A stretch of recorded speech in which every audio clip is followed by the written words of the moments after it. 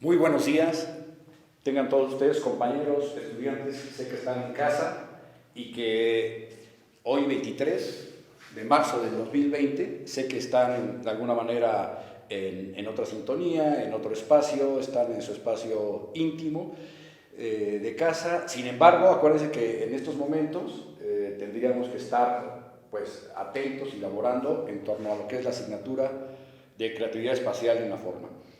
Estamos en las instalaciones en su taller de la Universidad de Chihuahua, CEUI, y precisamente vamos en una opción alternativa de dar la clase para que ustedes tengan ese servicio académico independientemente de la contingencia que estamos viviendo en el país. Entonces, en ese sentido, vamos a no darle ya más largas al asunto y vamos a comenzar con el tema continuo que hemos seguido acerca de lo que sería el marco del tema, que sería todo lo que es la configuración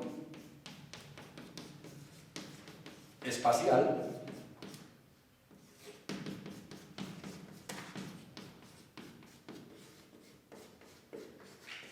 en este caso en particular. El tema que vamos a ver y que es uno de los que nos está haciendo falta sería la configuración espacial con planos paralelos. Y también planos en U. En este caso en particular vamos a elegir que sería planos en U, el cual reviste una importancia muy grande de cara a lo que ya hemos visto.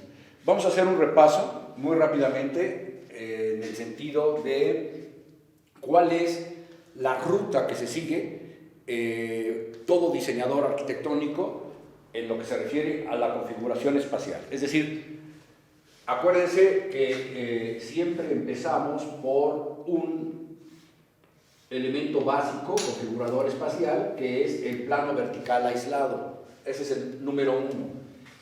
Le sigue en la ruta de la configuración espacial hacia la sensación de cobijo, que es el propósito importante y esencial de toda arquitectura, que es el plano, en este caso el plano en L. De la ruta sigue lo que serían planos en paralelo, que no es otra cosa más que la configuración espacial con dos planos verticales aislados que guardan equidistancia entre ellos. Y el que vamos a ver ahorita en curso sería que serían los planos verticales conformados por tres y que adoptan un partido arquitectónico en forma de U. La configuración espacial en la arquitectura sabemos entonces que para lograr el máximo de cobijo, el arquitecto y los no arquitectos en toda la historia de la arquitectura han seguido esta ruta que tiene que ver con del plano vertical aislado a lo que sería el plano encerramiento. Entonces, estos partidos arquitectónicos son los que prácticamente de hecho son organizaciones lineales que van adoptando una forma determinada rumbo al cobijo. Entonces le vamos a poner a esta la ruta de la configuración espacial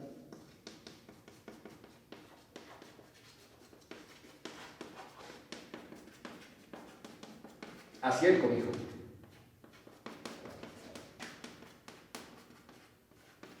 El cobijo, entendámoslo, es parte esencial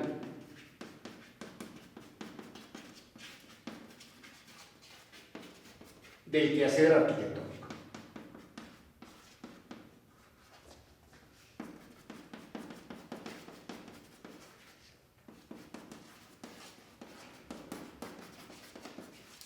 Este quehacer arquitectónico, pues ustedes lo deben saber, tiene que ser una herramienta que ustedes tienen que trabajar muy fuertemente, pues porque es un don y talento que lo tienen, pero hay que explotarlo al máximo. en todo momento. Entonces, el que ustedes tengan evidente siempre esta intención mayor es sumamente importante, porque cuando vayan a conceptualizar un diseño, deben elegir realmente cuál es la que le va a ayudar a la solución arquitectónica a resolverla. Siempre, recordémoslo, ya lo hemos visto en clase, pero no es por demás recordarla, que es siempre una solución arquitectónica tiene que ser, sobre todo, trabajada de manera muy concienzuda en lo funcional. La parte funcional o de uso es la que le va a dar el carácter principal a la arquitectura, porque finalmente todo diseño, recuerden, es hijo de las necesidades. ¿Qué necesidades? Pues necesidades humanas, necesidades básicas, pero sobre todo en este caso en la arquitectura son las necesidades arquitectónicas, las necesidades de espacio urbano arquitectónico. Ustedes deben ser conscientes de esas necesidades y en función de eso tienen que dar una solución de carácter utilitario, como lo leímos en su momento con la lectura de Leonardo Benévolo en relación con qué es el diseño. Leonardo Benévolo, acuérdense que nos comentaba muy claramente, ¿no?, la parte del diseño y su utilidad es sumamente importante. Si no se cumple esa, prácticamente el diseño podrá ser muy bello, pero no está cumpliendo su cometido. Entonces, el punto número 1 sería de estos partidos arquitectónicos, de estos planos en U. Esto no es otra cosa que le vamos a llamar así, partidos arquitectónicos, que no es otra cosa también que son las organizaciones espaciales. Entonces, todo esto son partidos arquitectónicos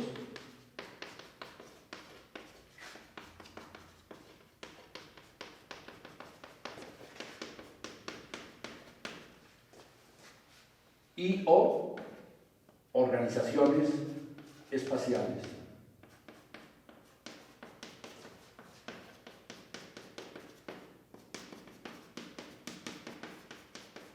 Las organizaciones espaciales o partidos arquitectónicos dan respuesta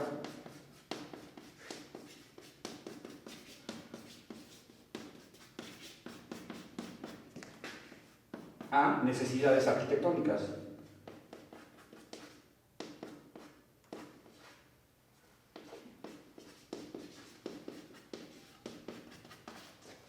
Necesidades de espacio arquitectónico. Y le agregamos urbano arquitectónico.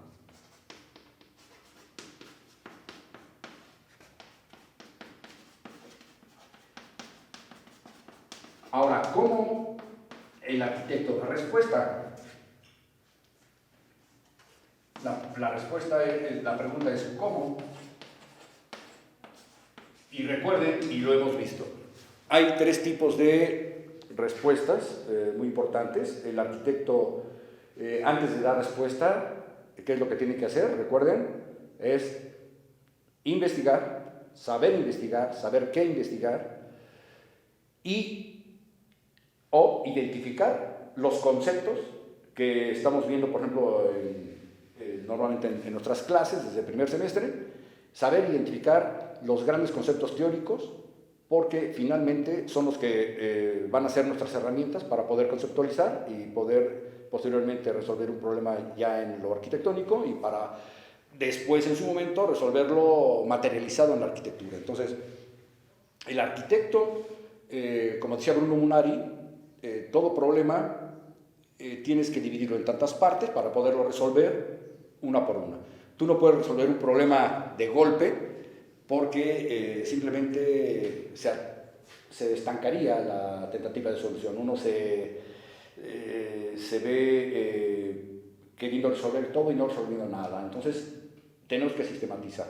Un arquitecto, entonces, lo realiza desde el punto de vista, primero, investigando. Entonces, recuerden, hay un vaso comunicante entre la investigación, la identificación de la situación, la descripción de la problemática y posteriormente todo lo que conlleva a analizar.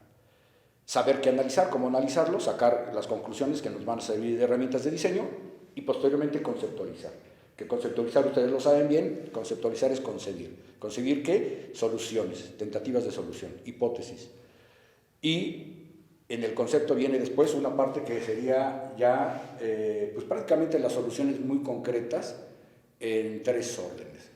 Pero así como se identifica y se investiga, así se analiza. Así como se analiza, se conceptualiza. Y así como se conceptualiza, se materializa la obra arquitectónica. Entonces, ¿cómo? Esto es recordatorio, hay que tenerlo claro. El primer punto sería, ¿cómo investigo? Pues primero investigo el propósito funcional, ¿no? Propósito funcional.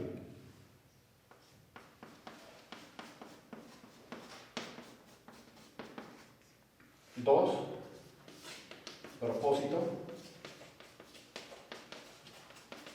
formal expresivo.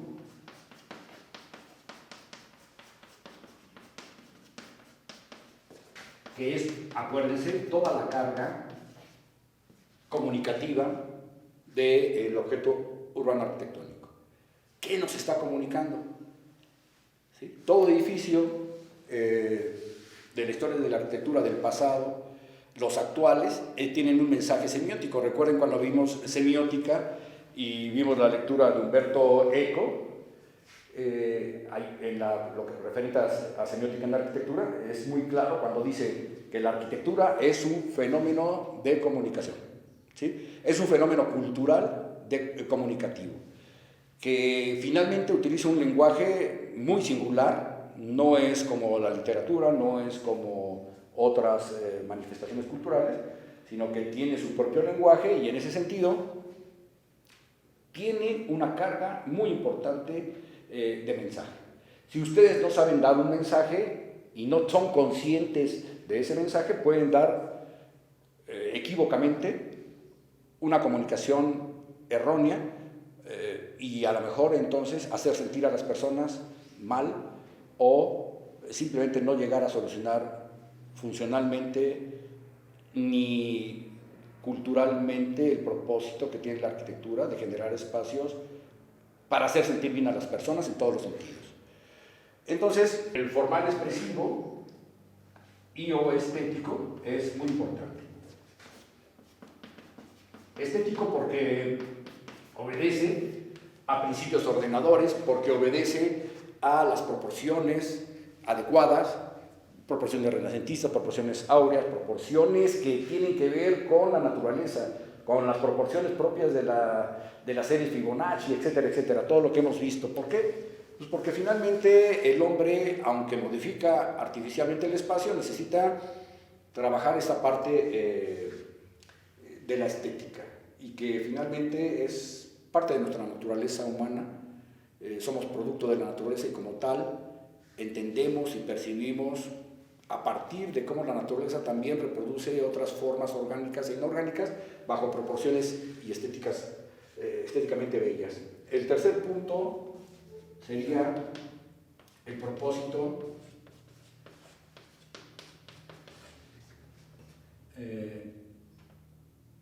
de lo técnico constructivo. Se llamaría el aspecto técnico constructivo. El propósito técnico constructivo. Pues únicamente, podríamos decir, está al servicio de lo anterior. Recuerden, ¿no? Esto está al servicio del propósito formal expresivo y de la función. Lo técnico constructivo, ya saben ustedes, tiene que ver con la materialidad del objeto arquitectónico, cómo se va a construir, cómo se va a soportar, etcétera, los acabados, qué piel va a tener, etcétera. Pero al final del día es una respuesta al servicio para que funcione el objeto arquitectónico y para que exprese lo que tenga que expresar. Bueno, una vez determinado esto, cualquier análisis que hagan ustedes de los ejemplos representativos para la elaboración de la cédula correspondiente a planos configuradores en U, ustedes tienen que hacer su análisis basado en, a ver, ¿por qué este objeto arquitectónico tiene esta forma en U? ¿Por qué en esta época diseñaron este edificio con estas características? de 3 planos en U. ¿Por qué esta forma? ¿Por qué organizados bajo ese eje compositivo? ¿Por qué con esa manera de agrupar estos 3 planos verticales? ¿Cuál es el propósito? ¿Existe otro principio ordenador como el plano base, la pauta del plano base? ¿Cuáles son los elementos reforzadores formalmente hablando? Y bueno, en lo técnico constructivo, ver un poco de acabados, ver un poco, no es el gran objetivo ese, pero sí tener ciertas consideraciones. Una vez dicho eso, vamos a entrar en tema de lo que son, desde el punto de vista teórico, lo que sería una disposición de planos en forma de U o una configuración espacial en forma de U. Entonces, si observamos estas 3 imágenes en la parte de arriba, ustedes se van a dar cuenta que la disposición en U está conformada por 3 planos, ¿no? Uno y estos 2 que se comportan en paralelo, dejando una boca al frente y dejando el campo espacial con un centro de carga y energía espacial al centro. Este elemento puede ser visible o no visible, recuerden ustedes, y que se proyecta con una tendencia hacia afuera. El plano base queda de alguna forma recortado desde el punto de vista de la percepción gestal, ¿no? Desde una cuestión gestal. Ustedes ya lo hemos visto en otras sesiones. Recuerden, todo espacio negativo tiene un nivel energético importante, que ustedes ya pueden sentir. Lo pueden sentir con el ejercicio que hemos hecho de las manos, donde ese espacio negativo aparentemente no tiene vida, pero tiene una presencia muy fuerte, ¿no? Los seres humanos lo buscamos inconscientemente. El cobijo de su recámara, el cobijo de su casa, el cobijo de una plaza, dependiendo de donde se encuentren. Entonces, la conformación de ese espacio negativo por esos 3 planos se refuerza con la idea de este plano base. Este plano base que puede tener inclusive un cambio de textura contrastada con el del espacio exterior. Se está generando prácticamente, entonces, en los planos en U, se está generando precisamente un campo espacial muy poderoso que tiende hacia el cobijo, porque estamos prácticamente a un paso de lo que sería un espacio cerrado completamente. Este espacio que tenemos aquí,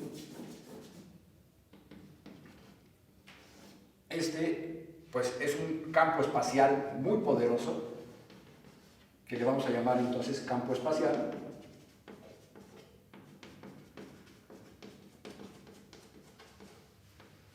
de influencia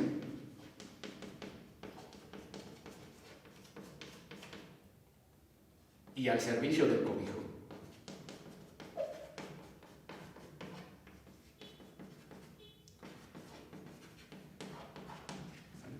Y entonces se generan varios tipos de espacio, que sería sería un espacio del fuera. Todo este espacio que queda en los albores de la configuración espacial sería un espacio del fuera. Y por lo tanto, si tenemos un espacio del fuera, hay un espacio del dentro.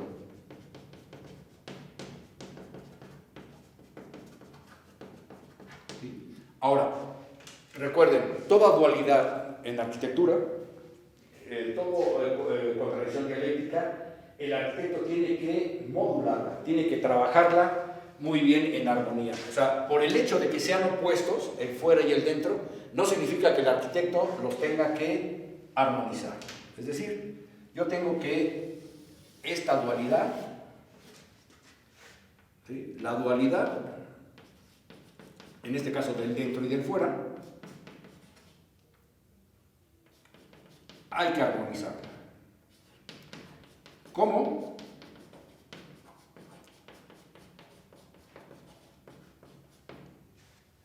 haciendo que el fuera, cuando tú te encuentres afuera, gradualmente, poco a poco vayas accediendo de manera gradual hacia el interior. Esa es una manera. Posteriormente vamos a ver otros temas que tienen que ver con ritmo lumínico y de escalas, que es una manera muy amorosa, muy de esta corriente que viene de Occidente, pero también lo teníamos a nivel prehispánico, que es cómo se accede a los edificios a partir de un ritmo cuidadoso de la luz, de la sombra, de las dimensiones de la escala, etc. Ese tipo de sutilezas del diseño es materia de este curso también, que vamos a ir viendo poco a poco. El cómo armonizar esas dualidades tiene que ver mucho de que ustedes sean conscientes de las sensaciones del espacio. Por eso la importancia de que visiten la arquitectura y permanentemente se observen en tiempo presente y vean qué pasa en su cuerpo, qué pasa en sus sensaciones y en sus emociones, para que puedan ir integrando experiencias de vida que después les va a servir para poder diseñar. Bueno, ese campo espacial es muy importante de los planos en U. Normalmente a veces algunos edificios van a tener que el plano base, si atendemos esta parte de aquí, observen, hay una tendencia de que ese plano base se proyecte hacia adelante. Es como cuando ustedes quieren recibir a alguien y avientan la alfombra hacia afuera. En las iglesias, en los templos antes se aventaba la alfombra roja para recibir a los novios o a los que se iban a confirmar o bautizar. Es una manera de extender el espacio interior y la actividad de recibimiento hacia afuera. ¿Cómo lo pueden lograr? Con tratamiento de piso. ¿Cómo lo pueden lograr también? Observen esta parte de aquí. Tenemos dos elementos verticales. Una vez que la alfombra o el plano base se extendió, en las esquinas delimitadoras de ese plano base dispongo dos elementos verticales que funcionan, acuérdense, cuando vimos elementos verticales lineales, funcionan como puerta, funcionan como reforzadores jerárquicos del acceso. Y fíjense bien en este detalle, si le pongo un travesaño, me funciona y consolido la idea de puerta. Entonces, la idea de puerta es muy importante en los planos en U. Vamos a ver cuando veamos ahorita un ejemplo como el Campidoglio, que es un ejemplo maravilloso de lo que sería planos organizados en U. En este caso, en los extremos de los dos planos en paralelo se disponen dos elementos que rematan los extremos. Hay edificios que pueden tener esas consideraciones o manejar algunas variantes de manejar el concepto de puerta con dos elementos lineales. Aquí, en los extremos de los planos en paralelo de esta organización en U, únicamente se dispone el travesaño de esta manera, que lo puedes hacer igual con un segmento de lo que puede ser un plano superior de cubierta. En ambos casos, en estos 7 casos, el concepto de puerta es fundamental en la boca, que le vamos a llamar aquí la boca de la organización espacial en U. Ahora, aquí esa U puede tener una disposición bien importante, diferentes disposiciones. Vamos a borrar esta parte de aquí para que nos alcance la posibilidad de